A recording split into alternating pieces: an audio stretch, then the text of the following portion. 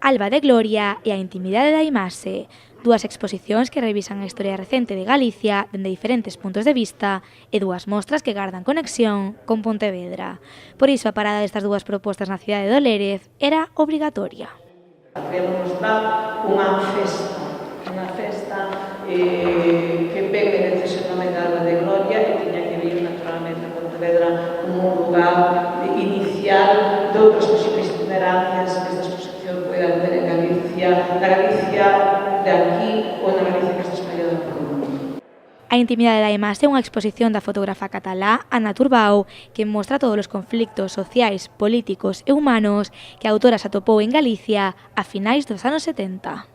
Ela chega a Galicia, ven precisamente ao poboado Aobao para o proxecto que fai Pascual e César para aquel poboamento, instálase na caseta de obra e con Llorens fai un documentario excepcional que está tamén no Reina Sofía, Gitanos sin romancero, estáse seguindo baixo do Aobao, e a partir de aí comeza esa relación con un mundo que se chama Galicia que xa nunca a vai a abandonar. Alba de Gloria é unha proposta que recrea o derradeiro gran discurso que pronunciou Castelao en vida. Data do 25 de xullo de 1948.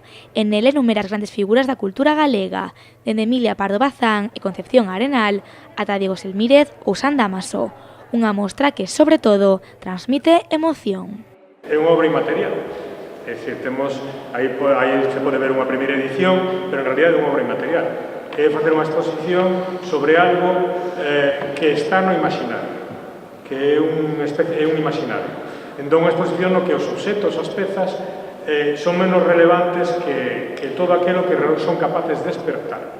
Dúas exposicións diferentes, pero unidas pola historia galega. A mostra estará dispoñible no Pazo da Cultura ata o 25 de agosto.